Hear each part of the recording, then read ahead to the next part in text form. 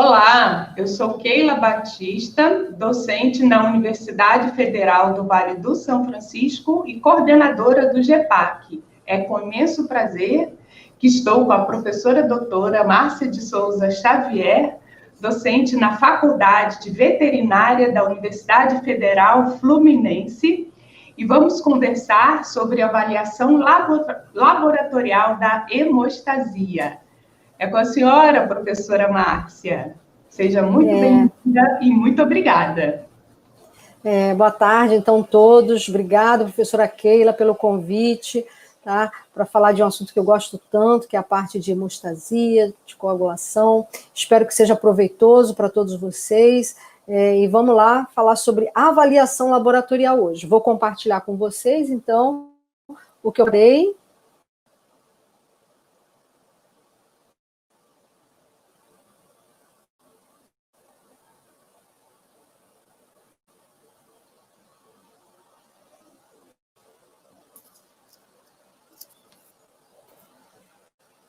Então, vai compartilhar aí para vocês, já está aparecendo.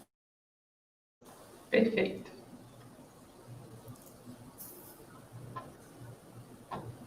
Ok, professora.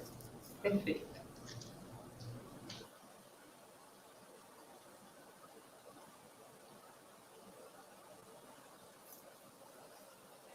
Está aparecendo aí, Keila? Tá sim, professora. Perfeito. Tá. Então, vamos começar. Então, dentro da patologia clínica veterinária, nós vamos estudar agora a hemostasia, dando um foco na avaliação laboratorial, que é o exame que a gente chama de coagulograma laboratorial. Então, dentro desse coagulograma, nós vamos destacar a plaquetometria e as chamadas provas de coagulação. O que é o coagulograma? O coagulograma, ele é um conjunto dos principais exames que vão avaliar a capacidade de formar o coágulo. Então, o coagulograma, ele está focado numa das etapas da hemostasia. E a gente deve lembrar aquelas outras etapas que nós falamos na aula anterior, né? De tromboresistência e de fibrinólise.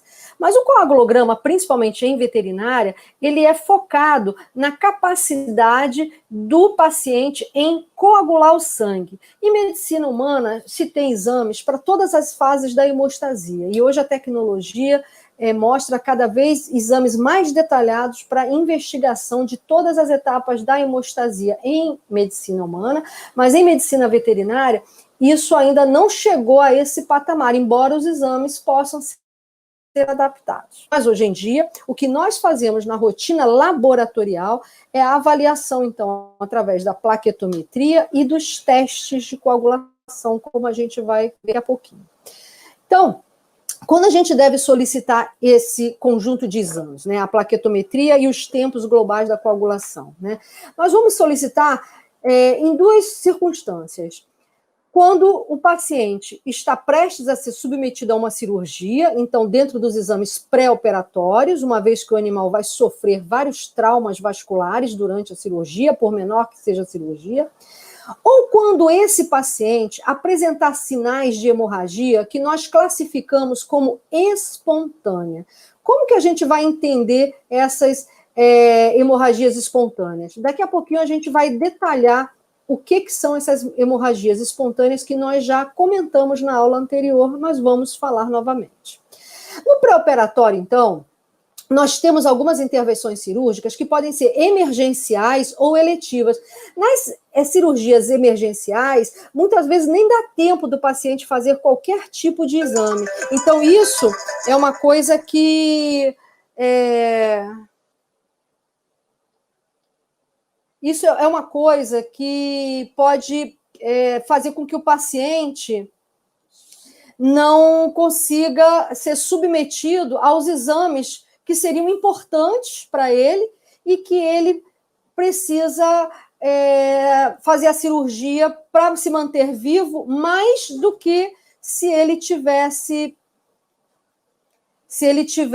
tempo para todos os exames. Então, nessas circunstâncias de emergência, ele vai ser submetido à cirurgia, mesmo sem fazer outros exames e o coagulograma. Nas cirurgias eletivas já não, ele tem tempo de planejamento para conseguir fazer todos os exames, hemograma, bioquímicos e também o coagulograma. Infelizmente, em medicina veterinária, nós observamos que muitos pacientes acabam sendo submetidos a cirurgias, às vezes até mesmo eletivas, sem o coagulograma. Então, o coagulograma, em algumas regiões do nosso país, que é um país tão extenso, a gente ainda observa esse tipo de dificuldade de que todos os exames pré-operatórios, incluindo o coagulograma, seja realizado. Bom, o que são as tais hemorragias espontâneas que eu falei naquele slide e que é um dos motivos pelos quais a gente também precisa solicitar um coagulograma, né?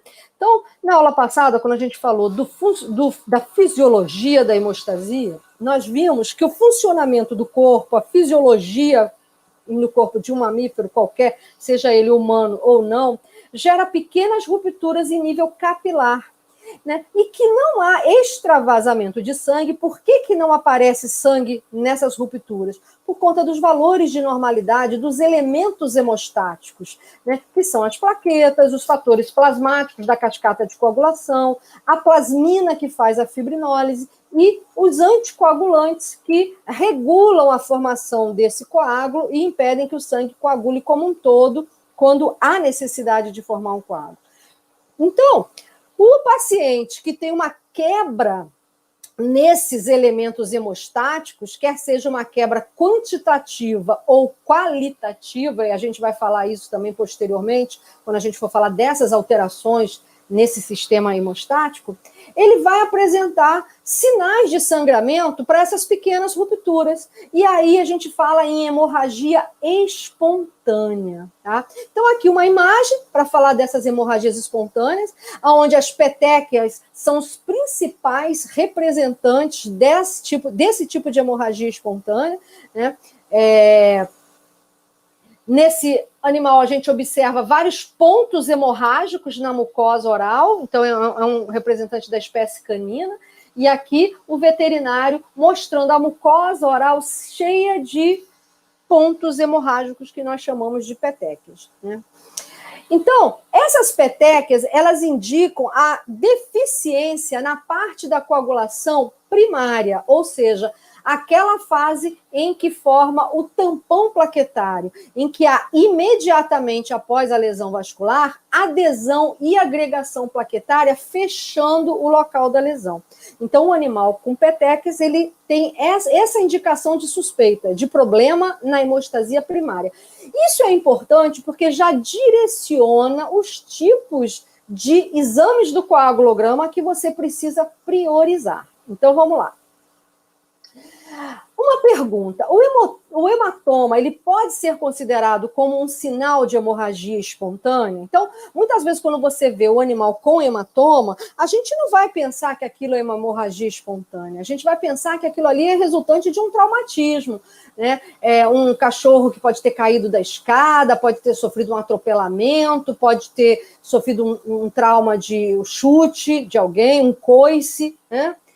Então, o hematoma, na maioria das vezes, a gente vai pensar em trauma. Porém, ele pode ser, sim, um sinal de hemorragia espontânea associado a defeitos na cascata de coagulação, na coagulação plasmática, ou também chamada de coagulação secundária. Mas a gente precisa ter muito cuidado para diferenciar essa origem traumática. E aí, o que eu sugiro? Que para esse paciente eles façam uma investigação através de histórico, anamnese, né, tentando ver a possibilidade desse paciente realmente não ter sofrido um traumatismo. Porque a gente deve lembrar que nós não passamos 24 horas junto com os nossos pets. Então, muitas vezes, a gente nem sabe o que aconteceu quando aparece aquele hematoma. Então, a gente tem que tomar cuidado, que embora muitos tutores digam que não sabe como apareceu aquele hematoma no seu pet, lembrar que ele não está 24 horas com aquele pet para saber se ele pode ou não ter sofrido um traumatismo, tá?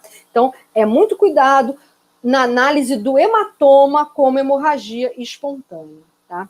E aqui um sinal de hemorragia, né, na forma de hematoma nesse animal, mostrando aqui, olha, no prepúcio, no saco escrotal, no abdômen, várias manchas hemorrágicas, né? Além de hematoma, equimoses, né?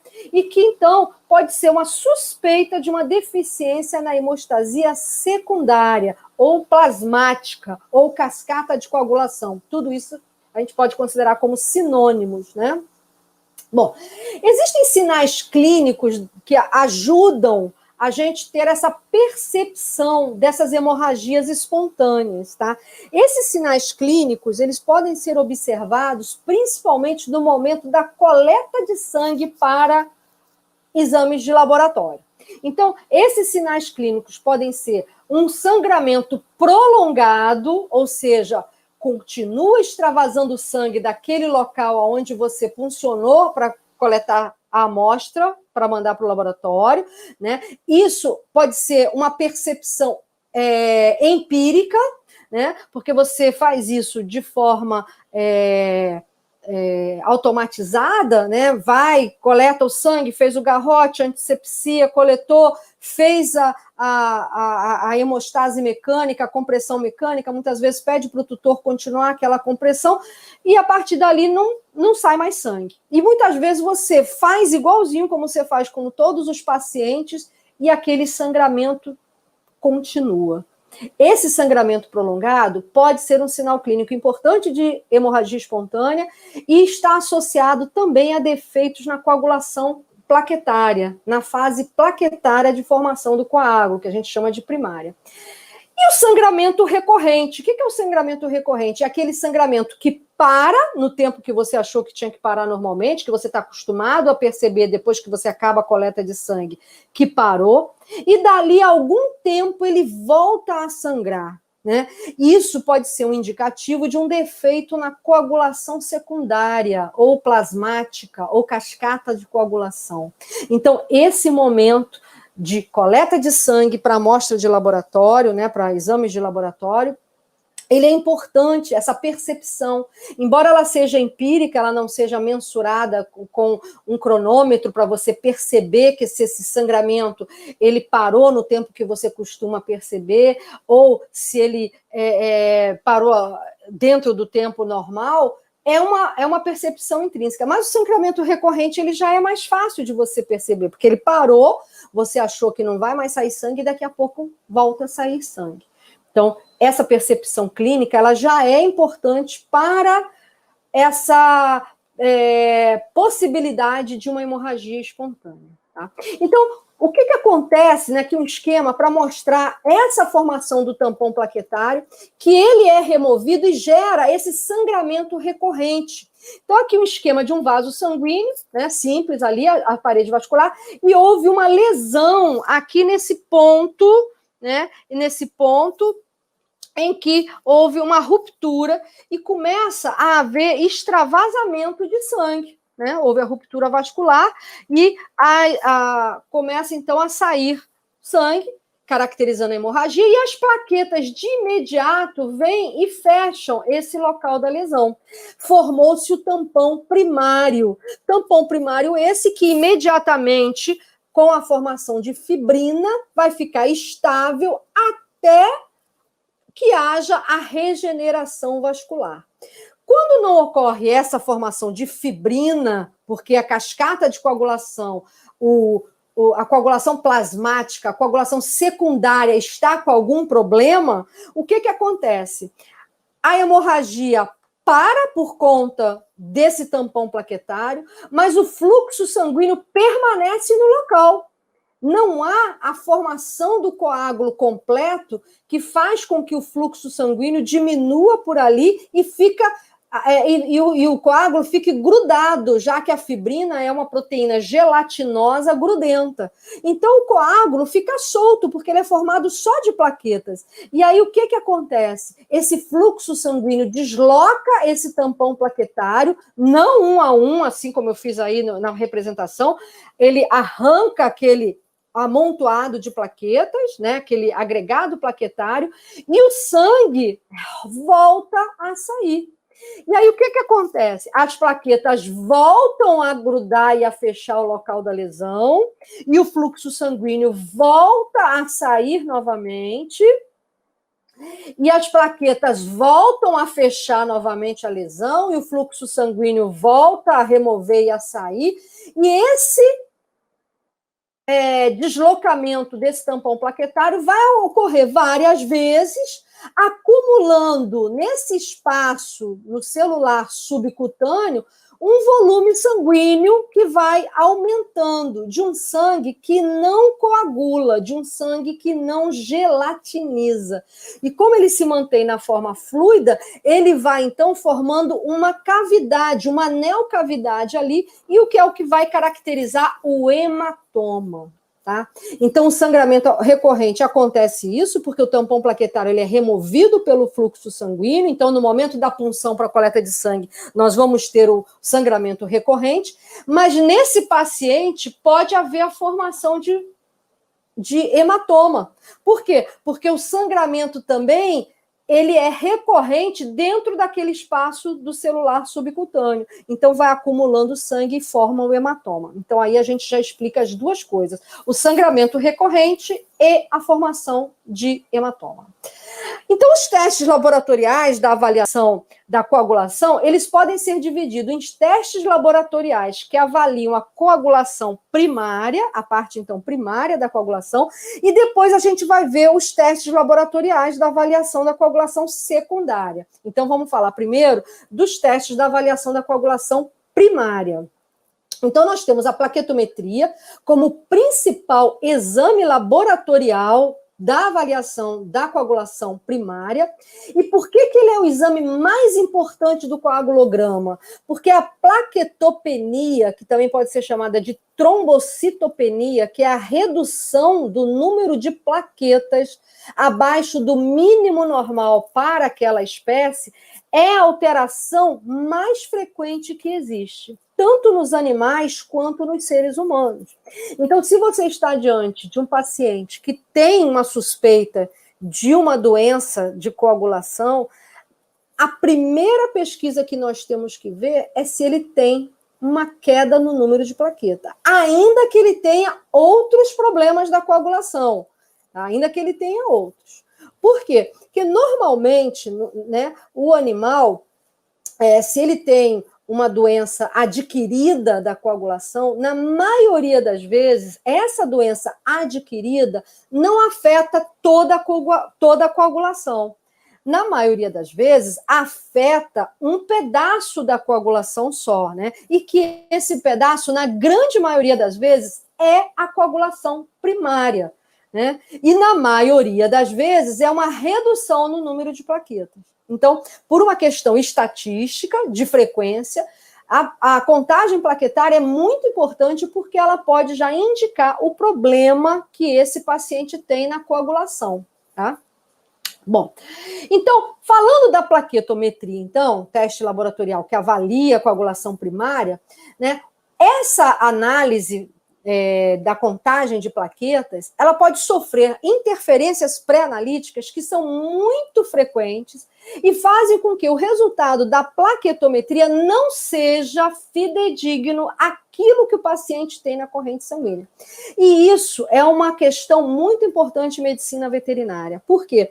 Porque se refere à qualidade da amostra que é enviada para o laboratório processar o hemograma e muitas vezes o hemograma com essa plaquetometria, tá?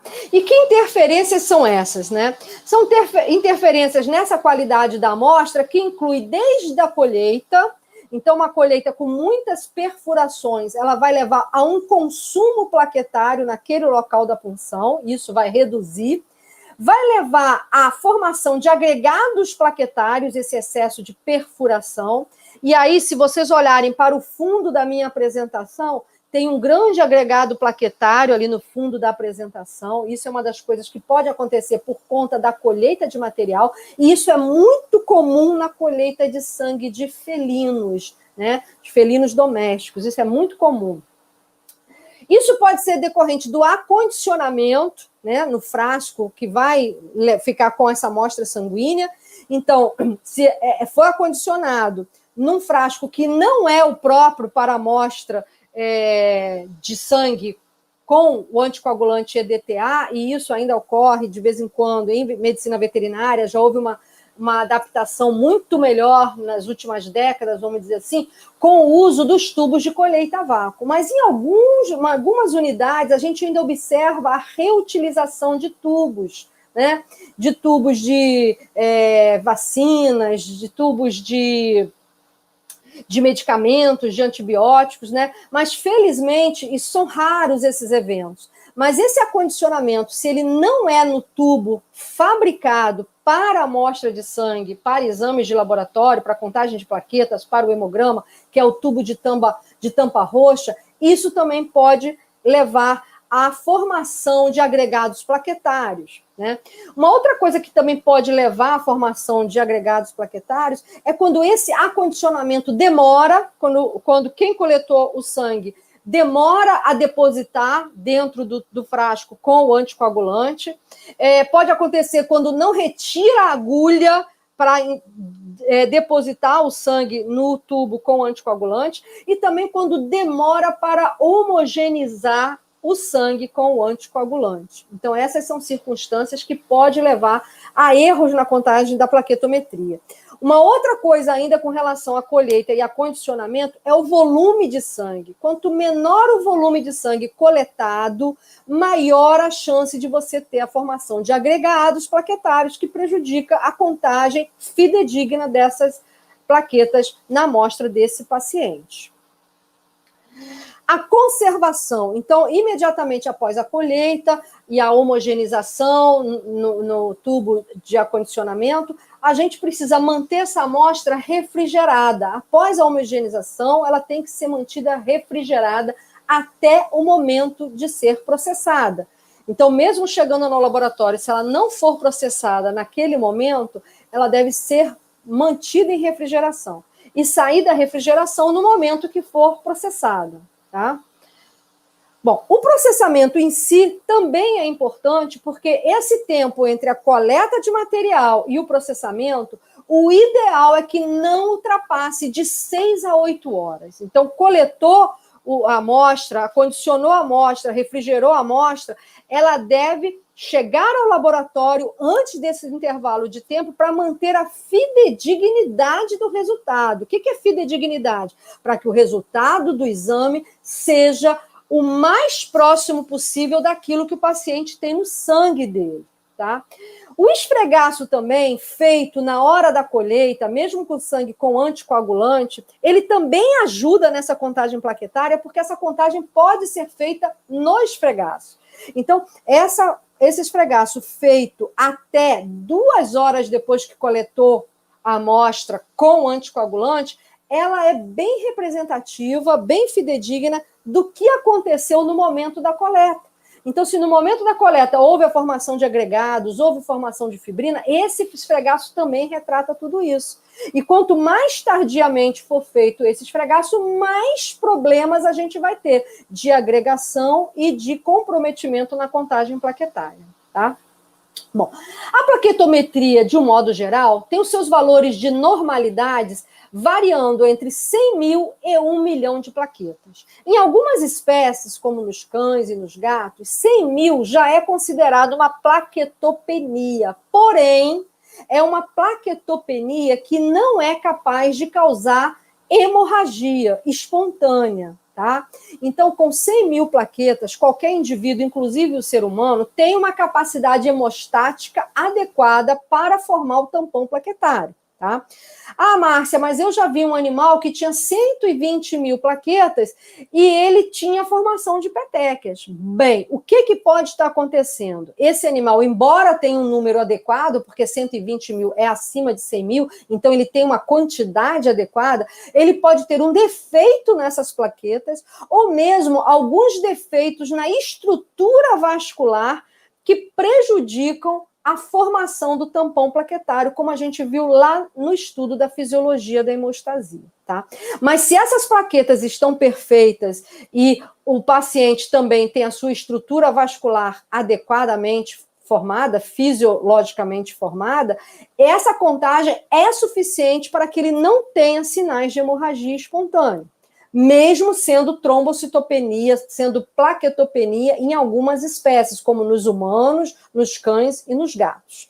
Então, Márcio, eu tenho um animal para fazer uma cirurgia eletiva, ele vai fazer uma castração, ele está com 100 mil, 110 mil, 120, posso operar? Pode, desde que clinicamente você perceba que ele não tem problemas de hemostasia. E aí nós vamos falar em alguns exames clínicos na próxima aula, e aí esses exames clínicos também podem ser realizados para você ter certeza que ele não tem problemas de ordem funcionais, né? Problemas de ordens funcionais dessas plaquetas. A gente vai falar desses exames clínicos, tá?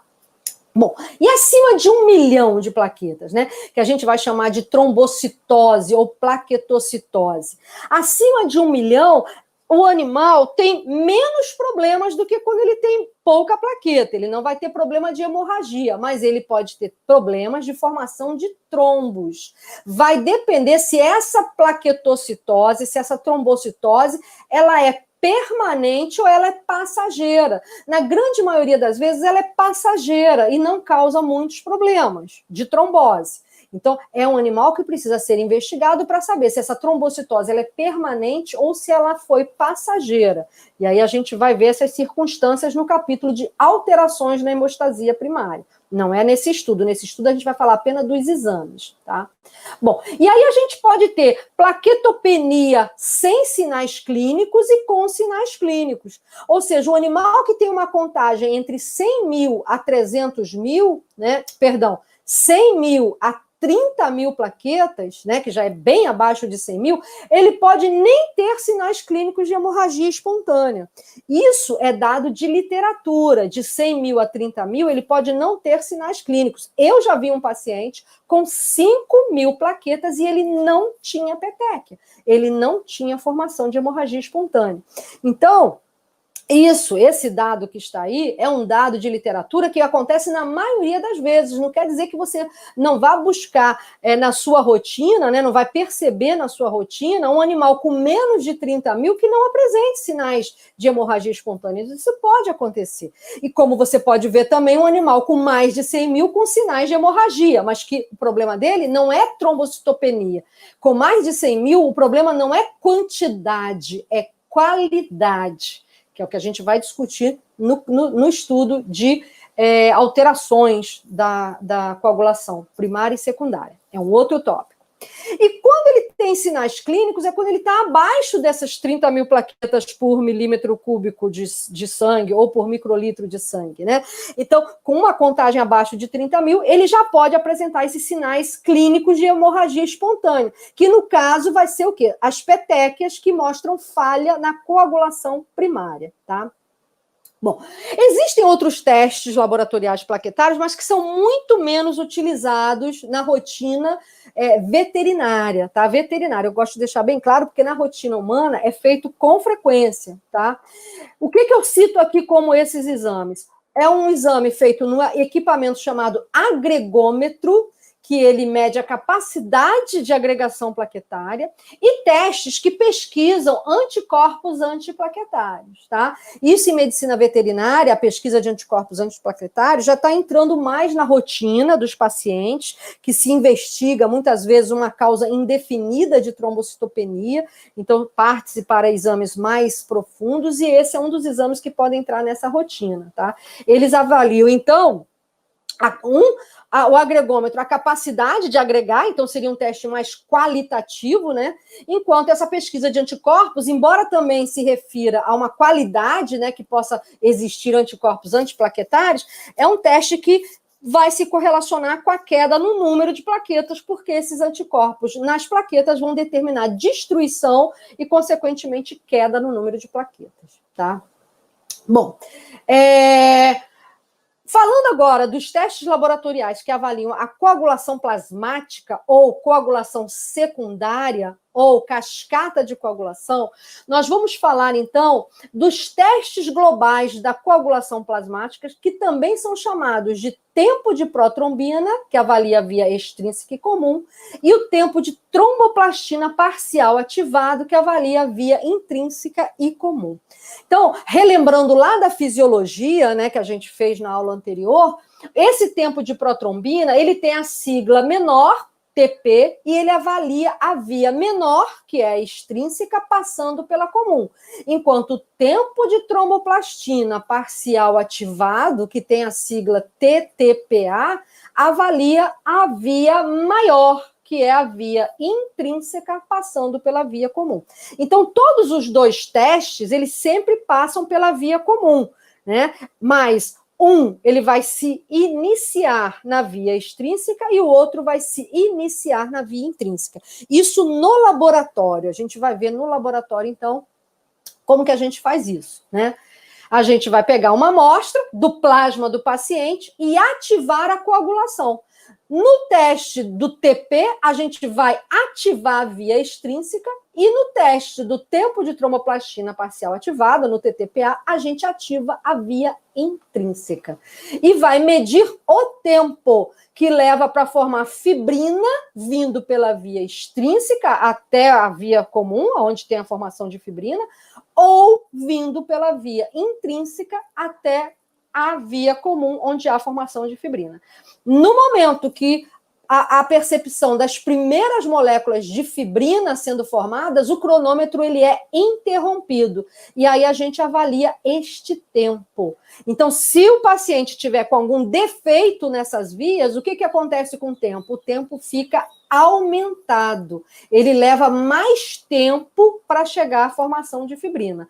Ou pela via extrínseca passando pela comum, ou pela via intrínseca passando pela comum. Tá? As amostras que nós vamos utilizar para esses testes globais da coagulação é um sangue coletado com anticoagulante chamado citrato de sódio, né? Então é um sangue que a gente chama de sangue citratado, com citrato que pode estar numa concentração de 3,2% até 3,8%. Ah, mas como é que eu vou saber? Isso não é importante, tá? Tá ali só para a gente saber que é outro anticoagulante, que é diferente daquele anticoagulante que a gente usa para contagem de plaquetas. Então, é uma amostra diferente da contagem de plaquetas, tá? Márcia, mas eu posso fazer contagem nesta amostra? Não é bom. E você vai entender daqui a pouquinho porque não é bom, tá? Os dois anticoagulantes, tanto o EDTA quanto esse citrato, eles agem da mesma maneira, eles quelam o cálcio da amostra. A vantagem do citrato em relação ao EDTA é que esse citrato ele interfere menos na função dos fatores plasmáticos. Naqueles fatores que a gente viu na aula de fisiologia, o 12, o 9, o 11, o 8, o 5... né, o 7, o citrato ele interfere menos na sobrevida dessas enzimas, porque esses fatores são enzimas. O EDTA não serve por causa disso. Então, como que eu vou saber, Márcia? Como que eu acho, né, o material para isso? É o tubo com tampinha azul, azul clarinha. Esse é o tubo de coleta a vácuo próprio para esses testes do TP e do TTPA, tá? Então, esse tubo ele já vem preparado para receber um volume de sangue que tem que ser 9 vezes maior do que o volume de anticoagulante que tem ali dentro. Então, isso é uma coisa muito importante. Por quê? Porque para esses testes, eu não posso coletar qualquer volume de sangue, como muitas vezes a gente faz no tubo para hemograma. Muitas vezes eu tenho um tubo do hemograma para 4 ml e eu coleto 2. Eu posso ter um tubo de 2 e eu coleto meio ml. Nesse tubo do citrato, eu tenho que respeitar rigorosamente o volume coletado, para manter esta proporção de uma parte de anticoagulante para 9 de sangue. Então, veja bem, eu já estou fazendo na minha amostra uma diluição em relação a esse anticoagulante, que tem uma parte de anticoagulante e 9 de sangue, né? Eu fiz ali uma diluição. Né? Então, quando eu conto plaqueta nesta amostra, eu já sei que eu tenho uma variação de diluição, que é a própria amostra que já sofre essa diluição, de 9 partes de sangue para uma de anticoagulante. tá? É uma diluição de 10%, porque eu tenho um total de 10 partes aí, 9 é sangue e uma é anticoagulante, então eu tenho aí uma variação de 10% nessa contagem, né? Já começa aí. E a colheita, que ela tem que ser extremamente cuidadosa, porque se para a plaqueta a gente chamou atenção que eu tenho um consumo de plaqueta se eu perfuro muito, que eu vou formar agregados plaquetários se eu perfuro muito, aqui eu também tenho consumo desses fatores plasmáticos. Então, eu preciso coletar o sangue com uma punção única, não fazer muitas perfurações, né? E, além disso, eu preciso coletar sangue de alguns animais saudáveis, né? Além de coletar do meu animal que eu quero fazer o coagulograma, eu preciso fazer uma coleta de sangue também em animais que eu tenho certeza que são saudáveis. Podem ser animais de um canil, que eu já conheço, eu já acompanho os animais desde filhote, eles tomam vacinas, tomam remédios contra ectoparasitas, são vermifugados, são vacinados. Então, eles têm um controle de salubridade bem grande. Eu sei que eles não têm problemas de hemostasia e eu coleto pelo menos 3 animais saudáveis. E preciso que essa colheita seja feita mais ou menos no mesmo horário para todos eles, tanto para o meu animal suspeito quanto para o meu animal controle. Por quê? Porque essas enzimas da cascata de coagulação, elas são muito lábeis, elas se decompõem com o tempo.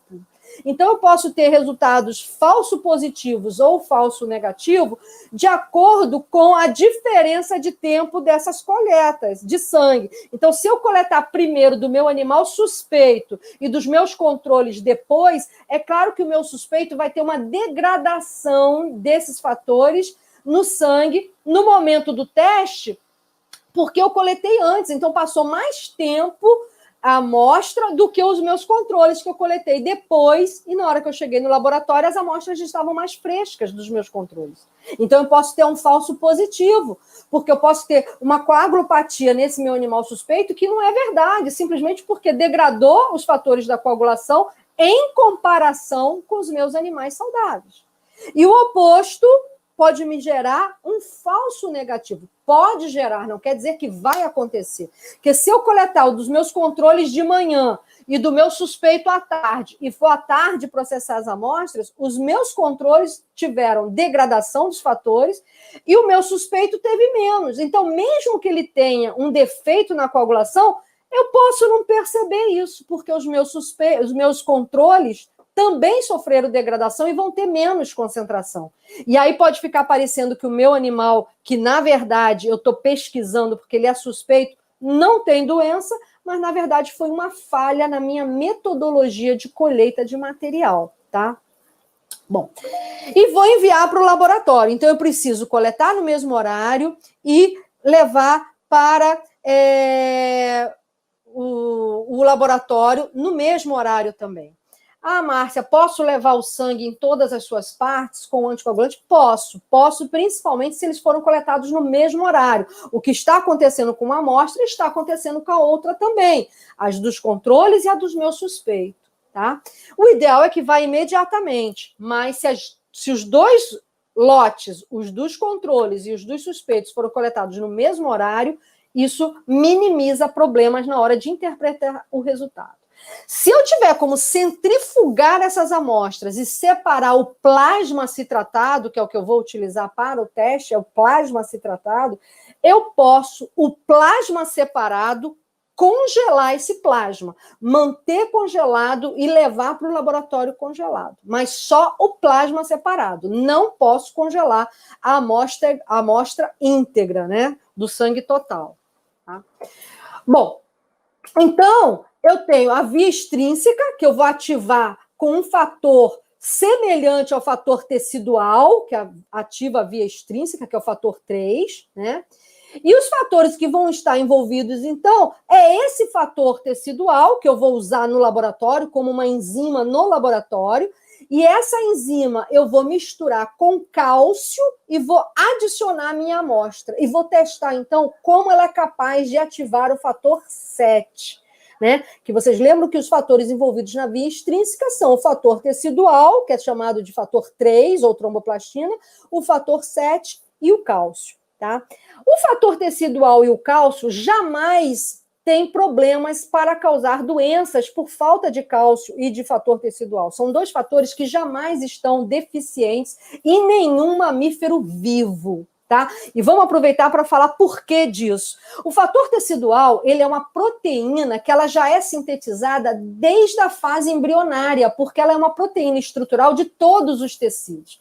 Então, se o paciente for incapaz de sintetizar esse fator tecidual desde a fase embrionária, ele nem vai ser formado, ele nem vem a termo, ele não nasce. Ele deixa o desenvolvimento, ele para o desenvolvimento dele e não nasce, né? E o cálcio, por sua vez, para que o sangue não coagule, a concentração de cálcio tem que ser 0. E isso é uma condição incompatível com a vida. O animal não pode estar vivo, nenhum mamífero pode estar vivo com calcemia 0.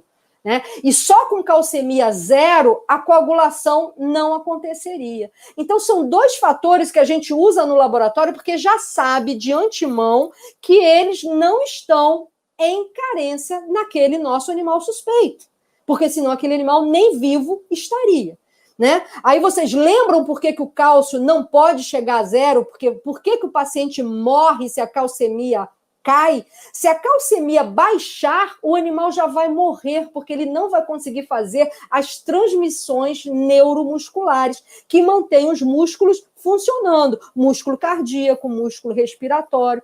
Então, o cálcio é fundamental para essa transmissão neuromuscular. Se a calcemia baixar, nem chegar a 0, não estamos nem falando de chegar a 0. Se ela baixar, o paciente já pode morrer. Então, ele não vai ter problema de coagulação, porque a calcemia não chega a 0 com ele vivo, ele morre antes. Então, esses dois fatores, o tecidual e o cálcio, a gente usa no laboratório como reagentes reativos do laboratório para testar a coagulação, porque a gente sabe que o paciente não tem defeito por conta desses dois fatores. Então, no caso do TP, que vai avaliar a via extrínseca, a gente vai adicionar naquele plasma citratado o fator tecidual e o cálcio, e vai ver se ele ativa o 7 e cai na via comum. Tá? Então, esse teste, que é o TP, ele vai avaliar a via extrínseca passando pela via comum. Tá? Então, sigla curta, via mais curta, que é o TP, avalia, então, a via extrínseca passando pela via comum. Tá? Então, aqui lembrando aquela perna do Y mais curto que a gente viu na aula de fisiologia, o fator tecidual que cai na corrente sanguínea no momento da lesão vascular, usa o cálcio como cofator e ativa o fator 7, A7 ativado, que junto com o cálcio vai ativar, então, na via comum já o fator 10. Então, essa via é curtinha, tá? É curtinha, tá? Bom, como que a gente vai interpretar? A gente sempre vai interpretar o TP junto com o TTPA. A gente não pode interpretar sozinho. A gente precisa interpretar junto com outro teste. Por quê? Porque a gente precisa entender que se os dois estão normais, está tudo bem. As 3 vias estão funcionando bem, intrínseca, extrínseca e comum. Se uma delas não estiver funcionando bem e a outra estiver funcionando bem, a gente entende que a via comum está bem. Porque se uma delas está bem, é porque a via comum está bem. Então, a gente só pode interpretar os dois juntos, tá? Só pode interpretar os dois juntos. Então, o aumento do tempo de protrombina, ele vai indicar o quê? Deficiência no fator 7, se o resultado do TTPA for normal. Porque se o resultado do TTPA é normal, eu garanto que a via comum está normal. E aí, o que eu volto ali e vejo? Bom, se a via comum está normal, né, que é aquela partezinha ali final, aquela reta final, o problema está onde? Naquela perninha curta da via extrínseca. Que não pode estar faltando o fator tecidual, que a gente já viu que é um fator que já tem que ser sintetizado desde a fase embrionária, senão o embrião nem se desenvolve, nem chega a nascer. E o cálcio, porque se o cálcio baixar um pouco, já pode matar o animal de falha na transmissão neuromuscular, né? Impedindo o coração de bater, impedindo o músculo respiratório. Então, o único fator que pode estar carente ali para causar uma coagulopatia é o fator 7. Tá? Então, se o TP está prolongado com o TTPA normal, indica que a via comum está normal, porque o TTPA está normal, e o problema só pode ser no fator 7. Agora, se você não tem esse resultado do TTPA, né, poderia ser qualquer fator, tá? E se o TTPA também estiver prolongado, aí pode ser qualquer fator da cascata de coagulação, da via intrínseca, extrínseca ou comum. A gente vai ver isso também nos problemas que podem acontecer, na parte de interpretação. E, mais uma vez, lembrar isso aí, que vocês devem registrar, que o fator tecidual e o cálcio jamais causarão coagulopatia no animal vivo. Tá? No animal vivo não pode ter uma doença de coagulação. Então, prestem bem atenção nesses dois fatores que não causam coagulopatias, porque eles não vão reduzir a ponto de causar coagulopatia, porque o animal já vai ter morrido muito antes. Na via intrínseca, então, que o TTPA vai ser o teste da avaliação, nós vamos o quê? Colocar um material inerte, um material que não é enzima, para fazer contato com os fatores de contato. Tá? Esse material inerte, então, ele vai fazer contato com o fator 12, com o fator 11 e vai iniciar a via intrínseca. Além desses fatores de contato, dessas substâncias inertes, né, no kit também laboratorial vai uma substância semelhante ao fator plaquetário 3, que é um cofator importante, né?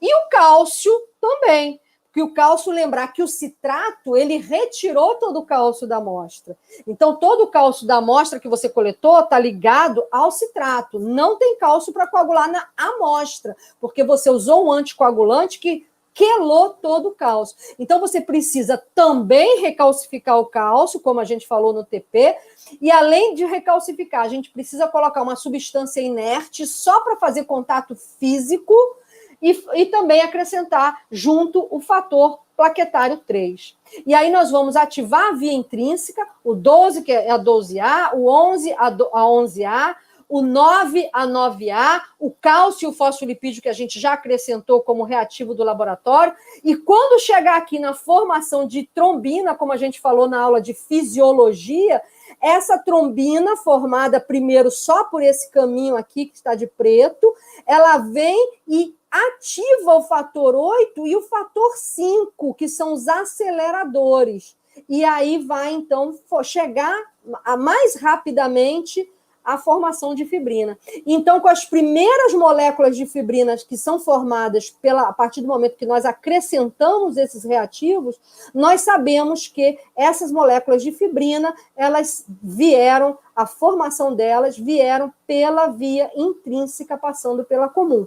Então, no laboratório, nós temos um aparelho chamado coagulômetro, que ele mede esse tempo, né, de uma forma bem precisa, porque é uma leitura óptica, né? Então a amostra deixa de ficar límpida e passa a ficar turva, e nesse momento o cronômetro automaticamente para dentro do coagulômetro, e a gente sabe que houve então a formação de fibrina.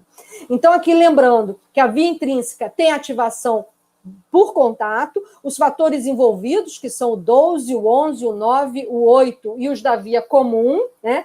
Que são 10, 5, 2, que é a protrombina, e o 1, que é o fibrinogênio.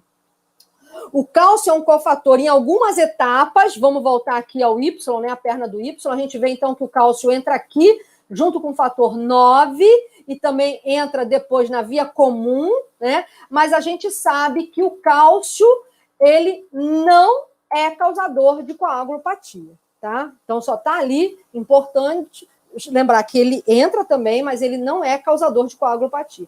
O teste laboratorial é o tempo de tromboplastina parcial ativada, chamado de TTPA, né? E a sigla longa, então, se refere à via mais longa, que é a via intrínseca, que tem muito mais fatores, né? 12, 11, 9, 8, né? Então, a gente sabe que é uma via mais longa. Como que a gente vai interpretar o TTPA? Da mesma forma que eu falei do TP, a gente só interpreta em conjunto, Então, se eu tiver um aumento do tempo de tromboplastina parcial ativada, isso vai indicar para a gente que pode ser qualquer fator da via intrínseca se o TP estiver normal, porque se o TP estiver normal, eu tenho certeza que a via comum está normal, está saudável.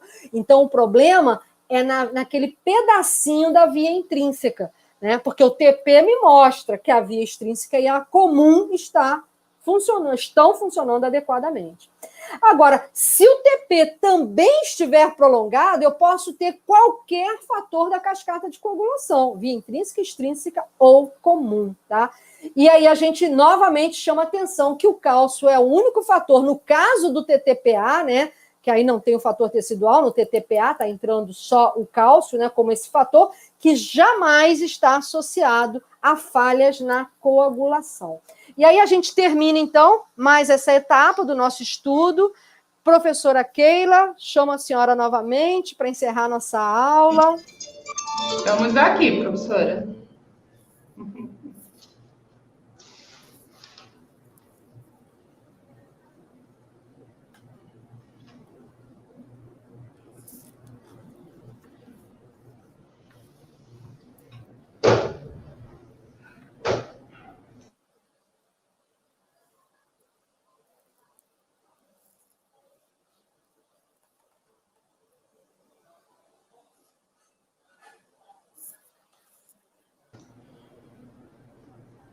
Aguardando a senhora, abrir a câmera também. Deixa eu abrir aqui, para a gente encerrar, né? Se despedir. Espero que vocês tenham gostado. Muito grata. Mais essa etapa. Como não, adorando. Daqui a pouquinho vamos falar também da avaliação clínica, que vai complementar essa avaliação que a gente falou. E aí... Com certeza. Que maravilha! Estamos aqui adorando, pedindo ao pessoal, olha, dê o joinha. Fenomenal, fantástico, professora Márcia. Muito grata. Depois de 51 minutos, aqui a gente, né, revisando de forma fenomenal essa contribuição sobre avaliação laboratorial de hemostasia. Agradecemos sua contribuição preciosíssima e então muito tá, grata, Keila, tchau, um abraço para Márcia. vocês, até tchau, a próxima. Tchau, hein? obrigada a todas. Até a próxima. Obrigada, até a próxima, professora.